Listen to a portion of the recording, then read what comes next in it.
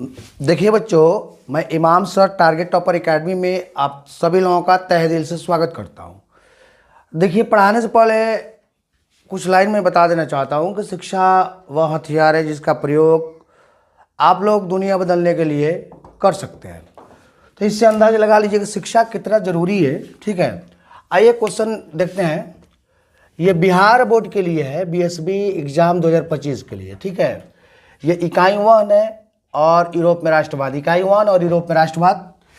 Subject है आप लोग का हिस्ट्री, विषय जो है इतिहास है, और ये पार्ट 2 है। पार्ट 1 इसका हम वीडियो अपलोड कर दिए हैं, उसमें 20 क्वेश्चन कराए हैं। ठीक है, आप लोग यूट्यूब पर सर्च मार के देख सकते हैं। क्वेश्चन नंबर 1 है कि यूनान को स्वतंत्र राष्ट्र कब घोषित किया गया था। याद रखिएगा, यूनान को जो स्वतंत्र राष्ट्र घोषित किया गया था ना, वो 1832 में किया गया था। या 1832 में किसे स्वतंत्र राष्ट्र घोषित किया गया? तो यूनान को। दोनों तरफ से याद करिएगा, आंसर को क्वेश्चन बनाइएगा। अब क्वेश्चन को हम तो लिख ही दिए हैं, आंसर वहां लिख दिए हैं। क्वेश्चन नंबर 2 है, एड्रियानोपल की संधि कब हुई थी? याद रखिएगा, एड्रियानोपल की संधि कब हुई थी? क्वेश्चन नंबर 2 है। तो याद रखिएगा 1829 में एड्रियानोपल की संधि हुई। 1829 में कौन सी संधि हुई थी? तो एड्रियानोपल की संधि हुई थी। क्वेश्चन नंबर 3 है, टीपू सुल्तान कहाँ का शासक था? याद रखिएगा, टीपू सुल्तान मैसूर का शासक था। ठीक है, टीपू सुल्तान मैसूर का शासक था। ऐसे भी क्वेश्चन पूछ सकता है कि इनमें से मैसूर का शासक कौन था? तो टीपू सुल्तान था। ठीक है ना बाबू, गौर करते जाइएगा। आज मेरा तबीयत सही नहीं लग रहा है, इसलिए हम तेजी में पढ़ा रहे हैं। ठीक है, 2 दिन वीडियो अपलोड नहीं कर पाए इसी वजह से। कल बेहतर पढ़ाएंगे अगर अच्छा फीलिंग मुझे हुआ तो। क्वेश्चन नंबर 4 है, फ्रांस में नेपोलियन संहिता कब लागू हुई? बाबू याद रखिएगा, फ्रांस में जो नेपोलियन संहिता लागू हुई थी ना, वो 1804 में हुई थी। 1804 में फ्रांस में कौन सा संहिता लागू हुई? तो नेपोलियन संहिता।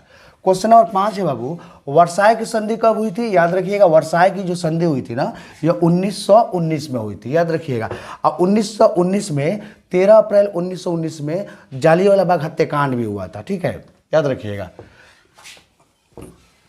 क्वेश्चन नंबर 6 है, बता रहे हैं, मैंने 6 क्वेश्चन है, वो बता रहा है 6 नंबर क्वेश्चन में क्या लिखा हुआ बाबू, गौर करिएगा लोग। यंग यूरोप की स्थापना कब हुई? तो यंग यूरोप की स्थापना जो हुई थी 1834 में हुई थी। तो याद रखिएगा, यंग यूरोप की स्थापना 1834 में यंग यूरोप की स्थापना किसने किया था? तो याद रखिएगा, यंग यूरोप की स्थापना 1834 में मेजनी ने किया था। क्वेश्चन नंबर 7 है, यूरोप का मरीज किसे कहा जाता है? तो याद रखिएगा, यूरोप का मरीज जो है तुर्की को कहा जाता है, या तुर्की को किसका मरीज कहा जाता है? तो यूरोप का। क्वेश्चन नंबर 8 है बाबू, यंग इटली की स्थापना किसने की? तो यंग इटली की स्थापना मेजनी ने की थी, और यंग यूरोप की भी स्थापना मेजनी ने की थी। याद रखिएगा। क्वेश्चन नंबर 9 है बाबू, हनोई समझौता कब हुआ था? हनोई समझौता जो है 1946 में हुआ था। याद रखिएगा, 1946 में इनमें से कौन सा समझौता हुआ? तो हनोई समझौता। ऐसे भी क्वेश्चन पूछ सकता है। क्वेश्चन नंबर 10 है, यूरोपीय सभ्यता का पालना किसे कहा जाता है? यूरोपीय सभ्यता का पालना जो है यूनान को कहा जाता है। चाहे इनमें से यूरोपीय सभ्यता का पालना किसे कहा जाता है? तो यूनान को। चाहे यूनान को इनमें से क्या कहा जाता है? तो यूरोपीय सभ्यता का पालना कहा जाता है।